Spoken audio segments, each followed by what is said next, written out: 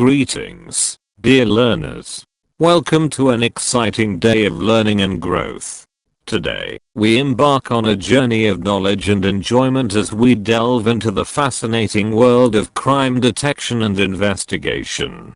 Join us as we explore the 10 essential concepts covered in the Criminology Board Exam Review USED 6A. Your safety is of utmost importance to us, so let's make this learning experience both educational and enjoyable. May you always be blessed by God as you progress on your educational path. We are thrilled to have you with us on the Teacher Lumabon YouTube channel. Let's get started. Commit your way to the Lord, trust also in him, and he shall bring it to pass. Psalm 37 verse 5.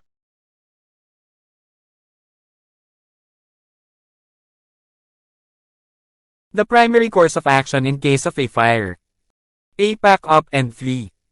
B. Run for your life. C. Call an ambulance. D. Raise the alarm. In the next 5 seconds, select the best response from the available options. 5, 4, 3, 2, 1. The correct answer is D. Raise the alarm. Explanation of each choice. A. Pack up and flee. This is not the best course of action in case of a fire. Delaying your escape to gather belongings can put your life in serious danger. In a fire emergency, time is crucial and your focus should be on alerting others and getting to safety. B. Run for your life. While the instinct to run may seem reasonable, this choice doesn't consider the need to alert others to the fire. Simply running without informing others or activating alarms could increase the risk to others who may not yet know about the fire. C. Call an ambulance. An ambulance is typically for medical emergencies. While calling for help is important if there are injuries, the first response in a fire should be to notify everyone, including fire services, not just medical personnel. D. Raise the alarm. This is the most appropriate response. Raising the alarm ensures that everyone is made aware of the fire and can evacuate the building quickly. It also activates emergency systems and prompts the fire department's response, helping to control the fire and minimize damage and injury. A. Mag-empake at tumakas.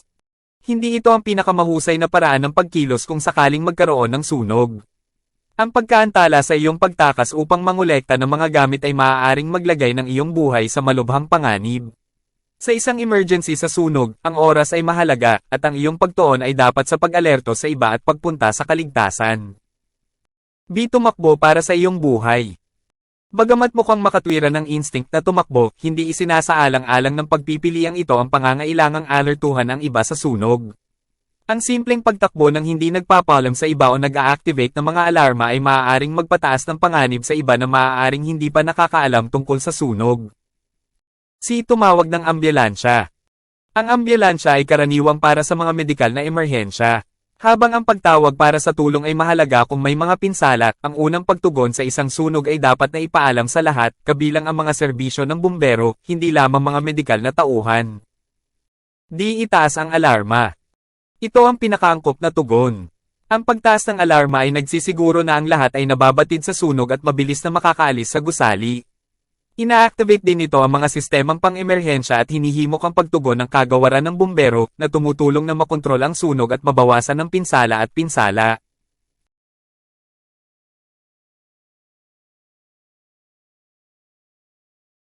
The main product of the combustion of carbon. It is not poisonous but is an asphyxia which lowers the proportion of oxygen available for breathing. A. Carbon oxide. B. Carbon monoxide. C. Carbon paper. D. Carbon dioxide. In the next 5 seconds, select the best response from the available options. 5, 4, 3, 2, 1. The correct answer is D. Carbon dioxide. Explanation of each choice.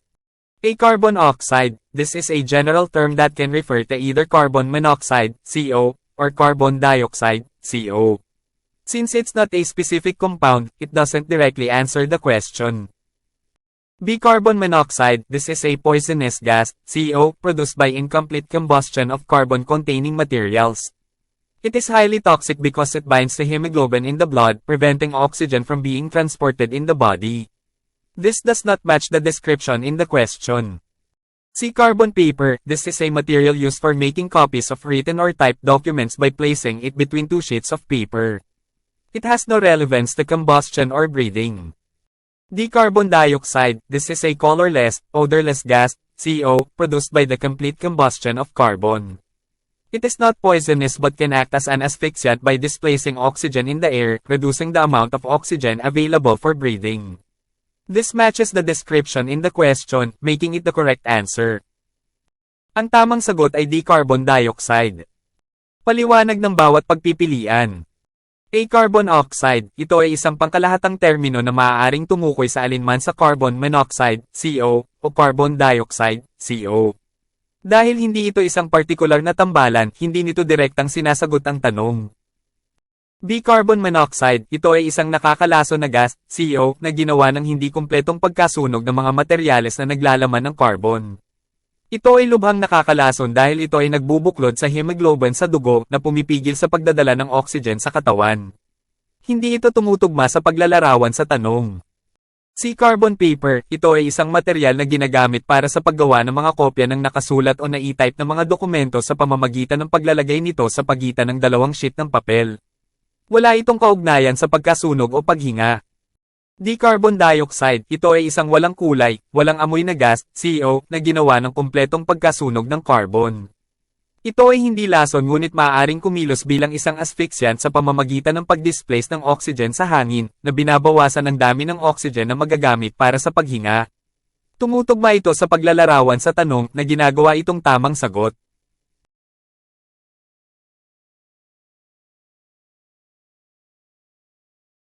A normal product of combustion, and is poisonous, especially when the air supply to the fire is restricted.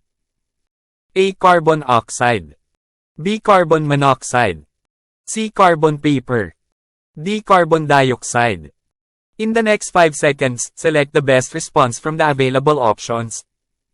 5, 4, 3, 2, 1. The correct answer is B. Carbon monoxide. Here's an explanation of each choice. A. Carbon oxide. This term is general and could refer to any oxide of carbon, such as carbon monoxide, CO, or carbon dioxide, CO. It is not specific enough to answer the question. B. Carbon monoxide. This is the correct answer. Carbon monoxide, CO, is a poisonous gas produced during incomplete combustion, especially when there is a restricted air supply. It binds with hemoglobin in the blood, preventing oxygen from reaching cells, which can lead to serious health effects or death. C. Carbon paper. This is a material used for copying text or images onto another sheet. It is not related to combustion or toxicity, making it irrelevant to the question. D. Carbon dioxide. This is a normal byproduct of combustion, complete combustion, when oxygen is plentiful. While carbon dioxide, CO, can be dangerous in high concentrations, displacing oxygen in the air, it is not as immediately poisonous as carbon monoxide, especially under restricted air conditions. Therefore, carbon monoxide, B, is the toxic gas produced when combustion occurs with a limited oxygen supply. A. Carbon oxide. Ang terminong ito ay pangkalahatan at maaaring tumukoy sa anumang oxide ng carbon, gaya ng carbon monoxide, CO, o carbon dioxide, CO. Ito ay hindi sapat na tiyak upang sagutin ang tanong. B. Carbon monoxide. Ito ang tamang sagot. Ang carbon monoxide, CO, ay isang nakakalason na gas na nalilikha sa panahon ng hindi kumpletong pagkasunog, lalo na kapag may pinaghihigpitang supply ng hangin. Ito ay nagbubuklod sa hemoglobin sa dugo na pumipigil sa oxygen na maabot ang mga selula na maaaring humantong sa malubhang epekto sa kalusugan o kamatayan. C. Carbon paper. Ito ay isang material na ginagamit para sa pagkopya ng teksto o mga imahe sa isa pang sheet. Hindi ito nauugnay sa pagkasunog o toxicity, kaya hindi ito nauugnay sa tanong. D. Carbon dioxide. Ito ay isang normal na byproduct ng combustion, kumpletong combustion, kapag ang oxygen ay sagana. Bagamat ang carbon dioxide, CO, ay maaaring mapanganib sa matataas na konsentrasyon, nagpapalipat ng oxygen sa hangin, hindi ito agad-agad na nakakalason gaya ng carbon monoxide, lalo na sa ilalim ng mga pinaghihigpitang kondisyon ng hangin. Sa makatuwid, ang carbon monoxide, B, ay ang nakakalaso na gas na nalilikha kapag ang pagkasunog ay nangyayari na may limitadong supply ng oxygen.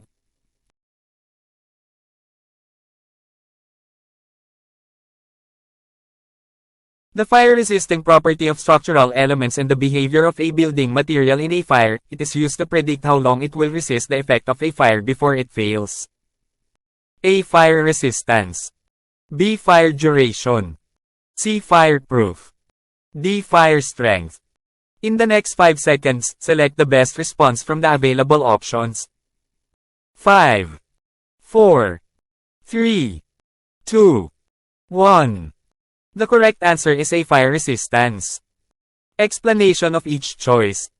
A. Fire resistance. Fire resistance refers to the ability of a structural element or building material to withstand fire or provide protection from it for a certain period of time. It measures how long a material can resist the effects of fire before losing its integrity or failing. This property is essential in construction to ensure the safety of occupants and allow for evacuation during a fire. B. Fire duration. Fire duration refers to the length of time that a fire continues to burn. This term is typically used in reference to the overall length of a fire event but does not directly relate to the material's ability to withstand the fire. C. Fireproof. Fireproof describes a material or structure that is highly resistant to fire. However, the term is often misleading, as no material is entirely immune to the effects of fire. It suggests a higher level of resistance, but it does not specifically measure the length of time the material will resist fire. D. Fire strength. Fire strength is not a commonly used term in fire safety. It might imply the intensity or power of a fire but does not specifically refer to a material's or structure's ability to resist fire. A. Panlaban sa apoy. Ang paglaban sa sunog ay tumutukoy sa kakayahan ng isang istrukturang elemento o materyales sa gusali na makatiis sa apoy o magbigay ng proteksyon mula dito sa isang tiyak na tagal ng panahon. Sinusukat nito kung gaano katagal kayang labanan ng isang materyal ang mga epekto ng apoy bago mawala ang integridad nito o mabaygo. Ang ari-arian na ito ay mahalaga sa pagtatayo upang matiyak ang kaligtasan ng mga nakatira at payagan ng paglikas sa panahon ng sunog. B. Tagal ng sunog. Ang tagal ng apoy ay tumutukoy sa tagal ng panahon na patuloy na nasusunog ang isang apoy. Karaniwang ginagamit ang terminong ito bilang pagtukoy sa kabuuang haba ng kaganapan ng sunog ngunit hindi direktang nauugnay sa kakayahan ng materyal na makatiis sa apoy. C. Hindi masusunog. Inilalarawan ng hindi masusunog ang isang materyal o istruktura na lubos na lumalaban sa apoy. Gayunpaman, ang termino ay kadalasang nakakapanlinlang dahil walang materyal ang ganap na hindi naapektuhan ng mga epekto ng apoy. Nagmumungkahi ito ng mas mataas na antas ng paglaban, ngunit hindi nito partikular na sinusukat ang haba ng oras na lalabanan ng materyal ang apoy. D. Lakas ng apoy. Ang lakas ng sunog ay hindi karaniwang ginagamit na termino sa kaligtasan ng sunog. Maaaring ipahiwatig nito ang intensity o kapangyarihan ng apoy ngunit hindi partikular na tumutukoy sa kakayahan ng materyal o istruktura na lumaban sa apoy.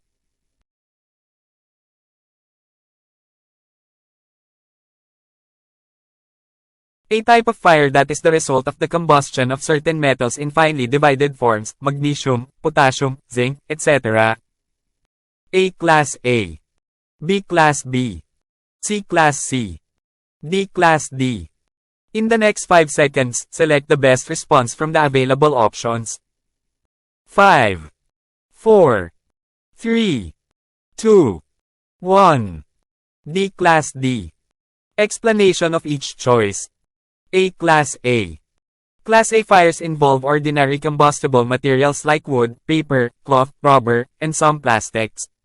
These materials ignite and burn easily, making Class A fires common in homes and businesses. B. Class B.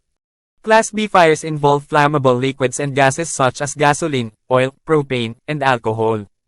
These fires require special extinguishing agents like foam or CO, as water can spread the flames. C. Class C. Class C fires involve electrical equipment such as wiring, circuit breakers, appliances, and electronics. Using water on Class C fires can be dangerous because water conducts electricity, so extinguishing agents like CO or dry chemicals are used. D. Class D. Class D fires are caused by combustible metals like magnesium, potassium, sodium, and zinc. These metals can ignite under certain conditions and require specialized extinguishing agents, such as dry powders designed to isolate and smother the fire. In this case, the question describes a fire caused by metals like magnesium, which makes Class D the correct answer. A. Klase A. Kasama sa mga sunog sa Class A ang mga ordinaryong nasusunog na materyales tulad ng kahoy, papel, tela, goma, at ilang plastic. Ang mga materyales na ito ay madaling mag-apoy at masunog na ginagawang karaniwan ng mga sunog sa Class A sa mga tahanan at negosyo. B. Klase B. Kasama sa mga sunog sa Class B ang mga nasusunog na likido at gas tulad ng gasolina, langis, propane, at alkohol. Ang mga apoy na ito ay nangangailangan ng mga espesyal na ahente ng pamatay tulad ng foam o CO dahil ang tubig ay maaaring kumalat sa apoy. C. Klase C. Kabilang sa mga sunog sa Class C ang mga dekoryenteng kagamitan tulad ng mga wiring, circuit breaker, appliances, at electronics. Ang paggamit ng tubig sa Class C na apoy ay maaaring mapanganib dahil ang tubig ay nagdadala ng kuryente, kaya ang mga ahenteng pamatay tulad ng CO o mga tuyong kemikal ay ginagamit. D. Klase D. Ang mga sunog sa Class D ay sanhi ng mga nasusunog na metal tulad ng magnesium, potassium, sodium, at zinc. Ang mga metal na ito ay maaaring mag-apoy sa ilalim ng ilang partikular na kondisyon at nangangailangan ng mga espesyal na ahente ng pamatay, tulad ng mga tuyong pulbos na idinisenyo upang ihiwalay at sugpuin ang apoy. Sa kasong ito, inilalarawan ng tanong ang isang sunog na dulot ng mga metal tulad ng magnesium, na ginagawang tamang sagot ang Class D.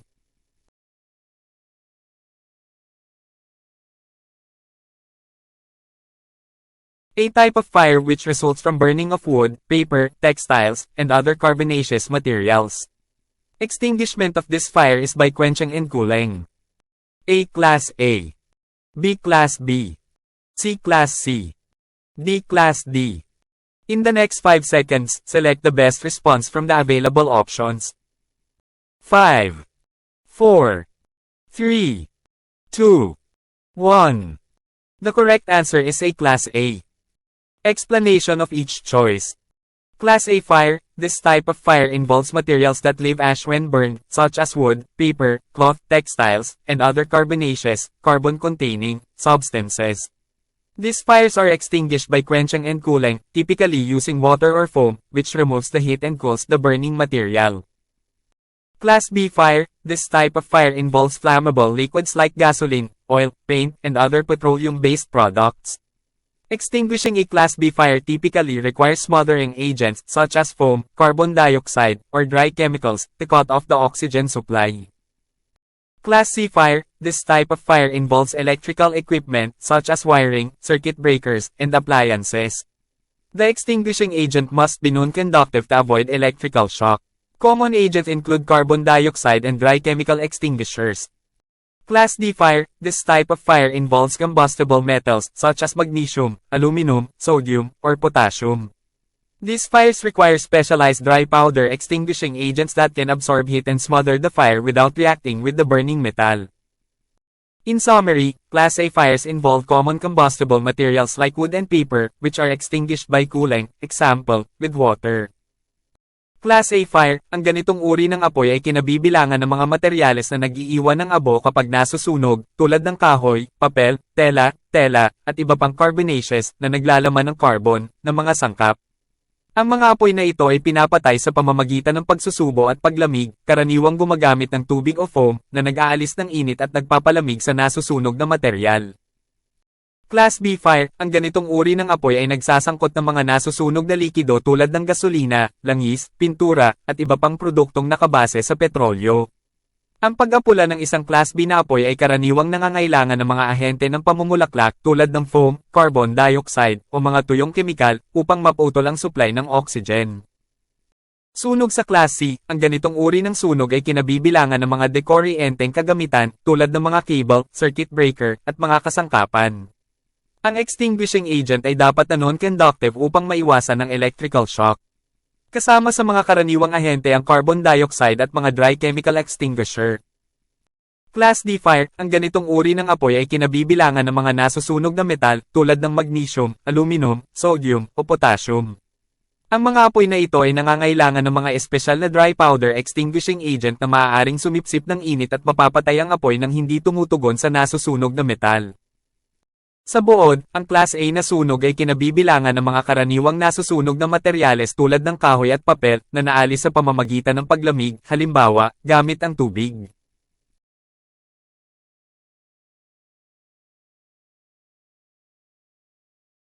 The following are components of fire except 1. A. Gas. B. Fuel. C. Oxygen. D. Heat.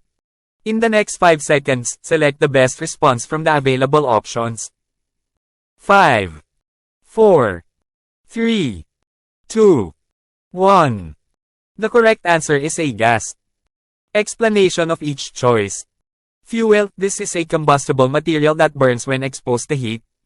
It can be any material that reacts with oxygen to sustain a fire, such as wood, paper, or flammable liquids. Fuel is an essential component of fire. Oxygen. Oxygen is required for the combustion process. It supports the chemical reaction that allows fire to continue burning. Without sufficient oxygen, a fire cannot ignite or be sustained. Heat. Heat is necessary to ignite the fuel and start the combustion process. Once fire is burning, heat also helps to maintain the fire by keeping the fuel at a temperature where it continues to burn. Gas. Although gas can be a fuel for fire, e.g., propane, methane, not all gases are necessary for the formation of fire. Fire itself does not require gas as a universal component. Fire needs heat, oxygen, and fuel to ignite and sustain itself, but gas is just one type of fuel, not a basic component of fire. Thus, a gas is the correct answer because it is not an essential component of every fire. The basic elements of fire are heat, oxygen, and fuel. Fuel, ito ay isang nasusunog na materyal na nasusunog kapag nalantad sa init. Maaari itong maging anumang materyal na tumutugon sa oxygen upang mapanatili ang apoy tulad ng kahoy, papel, o mga likidong nasusunog. Ang gasolina ay isang mahalagang bahagi ng apoy. Oxygen, kinakailangan ng oxygen para sa proseso ng pagkasunog. Sinusuportahan nito ang reaksyong kemikal na nagpapahintulot sa apoy na magpatuloy sa pagsunog. Kung walang sapat na oxygen, ang apoy ay hindi maaaring mag-apoy o mapanatili. Init. Ang init ay kinakailangan upang mag-apoy ang gasolina at simulan ang proseso ng pagkasunog. Kapag ang apoy ay nagniningas, ang init ay nakakatulong din na mapanatili ang apoy sa pamamagitan ng pagpapanatili ng gasolina sa temperatura kung saan ito ay patuloy na nagniningas. Gas. Bagamat ang gas ay maaaring maging panggatong para sa apoy, propane, methane, hindi lahat ng gas ay kailangan para sa pagbuo ng apoy. Ang apoy mismo ay hindi nangangailangan ng gas bilang isang universal na bahagi. Ang apoy ay nangangailangan ng init, oxygen, at gasolina upang mag-apoy at mapanatili ang sarili nito, ngunit ang gas ay isang uri lamang ng gasolina, hindi isang pangunahing bahagi ng apoy. Kaya, ang A-gas ay ang tamang sagot dahil ito ay hindi isang mahalagang bahagi ng bawat apoy. Ang mga pangunahing elemento ng apoy ay init, oxygen, at gasolina.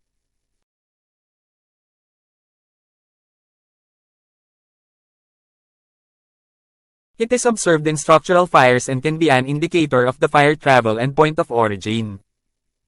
A. Charring. B. Alligatoring. C. V-pattern. D. Pour pattern. In the next 5 seconds, select the best response from the available options. 5, 4, 3, 2, 1. The correct answer is C. V-pattern. Explanation of each choice. A. Charring. Charring refers to the burning or blackening of materials, typically wood, as a result of fire. It is often used to indicate the level of heat exposure in a fire but does not directly show the fire's travel or point of origin. It may be present throughout a structure depending on how the fire spread but is not as reliable for identifying the fire's path. B. Alligatoring. Alligatoring refers to a burn pattern that resembles the scales of an alligator's skin seen on the surface of charred wood. This occurs due to intense heat exposure, but like charring, it is not typically used to track the fire's movement or identify the point of origin. It can, however, provide clues about the fire's intensity. C. V-pattern. The V-pattern is commonly seen in structural fires and is a critical indicator for fire investigators. The fire burns upward, forming a V-shaped pattern on vertical surfaces. The point where the V starts is often near the fire's point of origin, while the spread of the pattern can indicate the fire's travel. This makes it highly useful in fire investigation. D. Pour pattern. A pour pattern is usually associated with fires that have been intentionally set using accelerants. This pattern indicates the presence of a liquid accelerant that was poured onto a surface before ignition. While it can indicate a starting point in cases of arson, it is not a natural indicator of fire travel like the V pattern.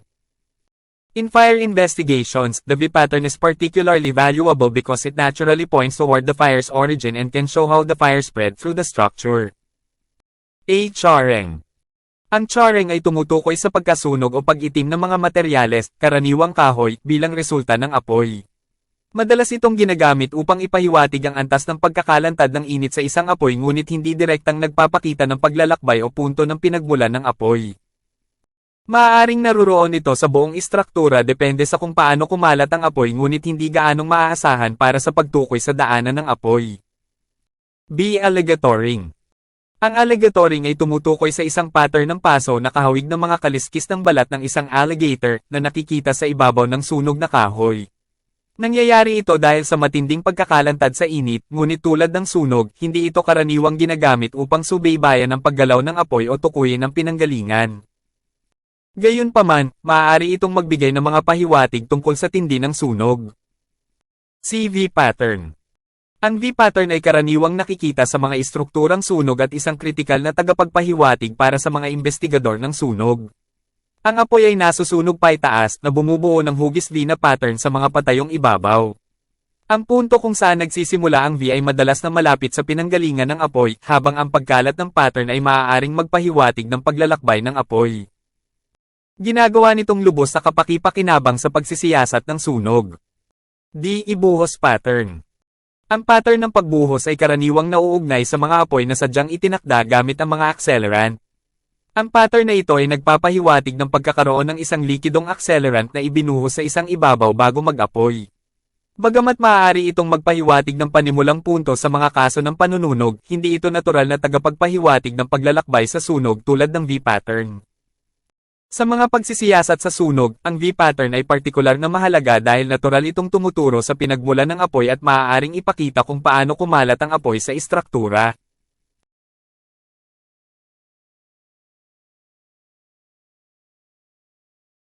A pattern or network of fine, irregular lines in glass and wood.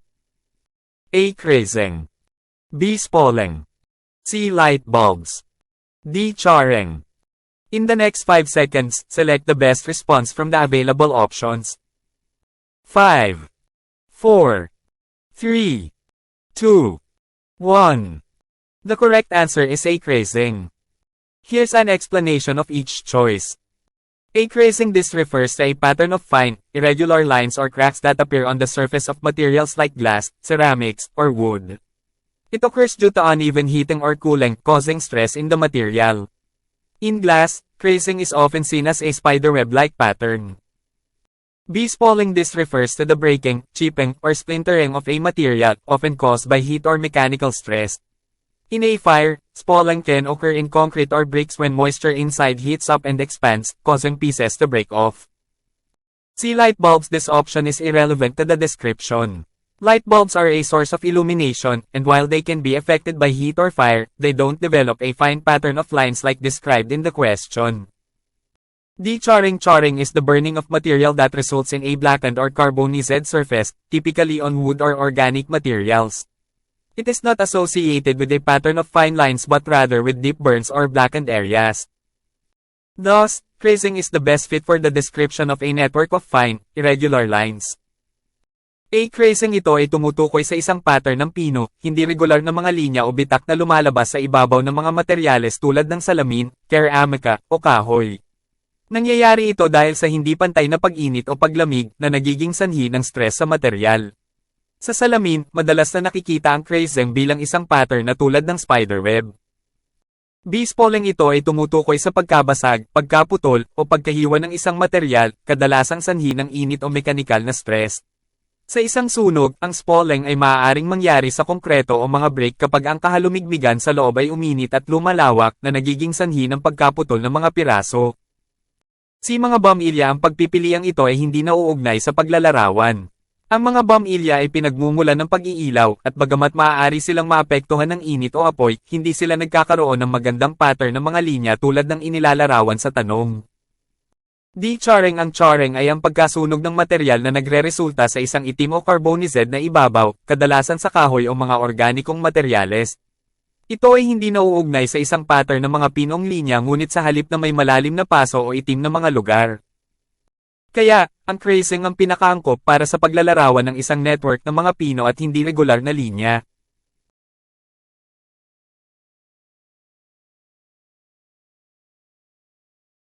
A tool employed by an arsonist to delay the start of the fire and allow him to establish an alibi. A. Accelerants. B. Delaying tactic. C. Timing device. D. Stopper. In the next 5 seconds, select the best response from the available options. 5, 4, 3, 2, 1. The correct answer is C. Timing device.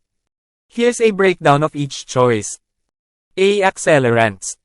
Explanation: accelerants are substances that promote the rapid spread of fire, like gasoline or lighter fluid. While they are used by arsonists to start a fire more quickly, they do not delay the fire's ignition. B. Delaying tactic. Explanation: this term generally refers to strategies used to postpone an event or action. While it could imply a method to buy time, it's not a specific tool or device used in arson. C. Timing device. Explanation: a timing device is a specific tool that can be set to ignite a fire after a predetermined delay. This allows the arsonist time to leave the scene and create an alibi, making it the correct choice. D. Stopper. Explanation: this term typically refers to something that blocks or seals an opening, like a cork. In the context of arson, it does not have a relevant meaning. In summary, C. Timing device is the most appropriate answer as it directly relates to the method used by an arsonist to delay the fire's ignition. A. Accelerants. Paliwanag: ang mga accelerant ay mga sangkap na nagsusulong ng mabilis na pagkalat ng apoy, tulad ng gasolina o lighter fluid. Habang ginagamit ang mga ito ng mga arsonista upang mas mabilis na magsimula ng apoy, hindi nila inaantala ang pag-aapoy ng apoy. B. Delaying taktika. Paliwanag: ang terminong ito ay karaniwang tumutukoy sa mga diskarte na ginagamit upang ipagpaliban ng isang kaganapan o aksyon. Bagamat maaari itong magpahiwatig ng isang paraan upang bumili ng oras, hindi ito isang partikular na tool o device na ginagamit sa panununog. C. Timing device. Paliwanag: ang timing device ay isang partikular na tool na maaaring itakda upang mag-apoy pagkatapos ng paunang natukoy na pagkaantala.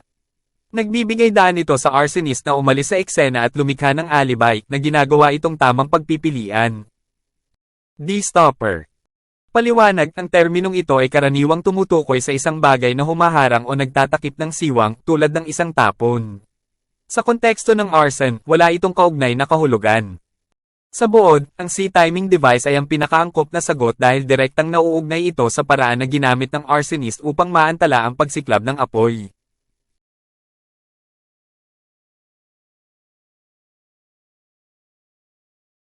I can do all things through Christ who strengthens me.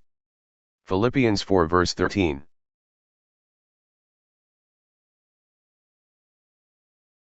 I hope you enjoyed and learned something new from our topic on criminology, crime detection and investigation. If you learned something from this video, please give this video a thumbs up. Don't forget to share this video with your friends. If you have comments, questions, or suggestions, you can leave a message in the comment section below. Thank you very much for watching my videos. Hoping that we meet again in my next video, and God bless you always. It is the Teacher Lumaban YouTube channel.